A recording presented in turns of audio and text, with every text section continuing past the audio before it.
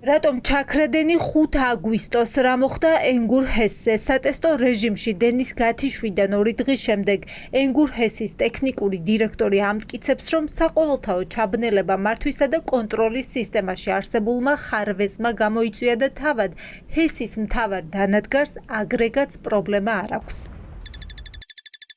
არ დადასტურდეს ჩვენო რაღაცა ხო არისო იქ იყო ქართული წარმოადგენა და დადო დასვა რომ ძალაფერ შუაში არ არის. მე არ გულისხმობ ენგურესის აგრეგატებს ზარდის რეგულირების ნაწილს გულისხმობ. როგორც და რა უნდა არ არსებობს სისტემა არის ერთიანი გენერაციაც გადაცემასთან ყველაფერი ერთმანეთშია გადადგმული და ამიტომ საბოლოოდ იქნება ამის გაკეთება საბოლოოდ ასკვნები და თქვენს გაიგებთ ამას და მეც გავიგებ. აგრეგატები არც ერთი დაზიანებული არ არის, მუშაობს ყველა 2 წელია ავარიულად.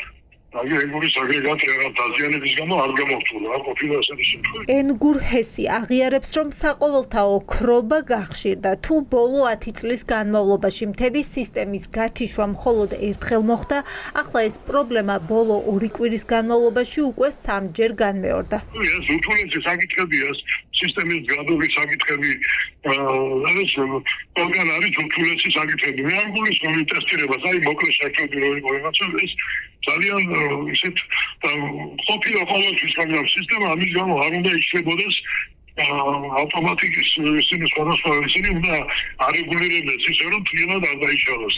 მანამ სანამ პრობლემაზე და საყოველთაო ქრობის მიზეზებზე ენგურ ჰესი განმარტებებს გააკეთებდა, ეს ინფორმაცია ოკუპირებული აფხაზეთის წარმომადგენელმა გაახმოვანა.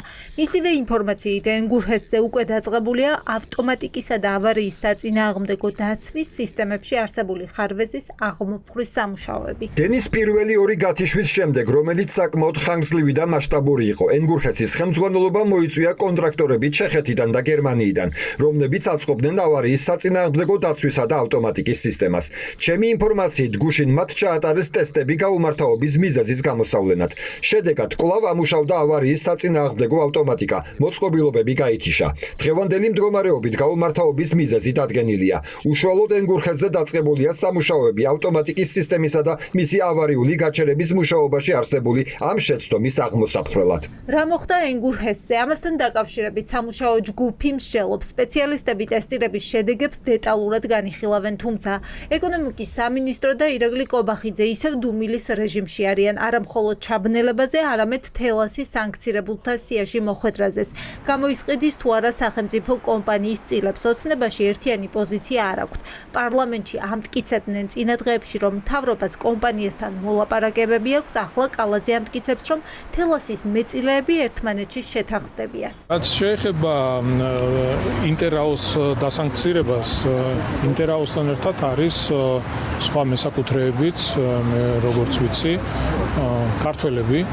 შესაბამისად, ერთმანეთში გაერკვევიან, ეს ბიზნეს საქმიანობა არის და სახელმწიფოს მხრიდან უხეში ჩარევა ეს, რა თქმა უნდა, ეწინააღმდეგება იმ პრინციპებს, რომელიც ჩვენ გვაქვს გაჟღერებული, თუ საჭირო აუცილებლობა იქნება სახელმწიფოს მხრიდან რაიმე ტიპის მოქმედებები, რა თქმა უნდა, ჩვენ გადავდგავთ შესაბამის ნაბიჯს. თუმცა ბიზნესი, რა თქმა უნდა, არის ხელშეუხებელი და დარწმუნებული ვარ, რომ თვითონ მოაგვარებენ და დაალაგდებიან. სფეროს ექსპერტებისთვის გაუგებარია ოცნების ხელისუფლების უმოქმედობა, ენერგოუსაფრთხოების გაზრდისთვის, მიწოდების გზების დივერსიფიკაცია, როგორ უნდა მოხდეს, ამ კითხვაზე პასუხი არ მოусმენიათ.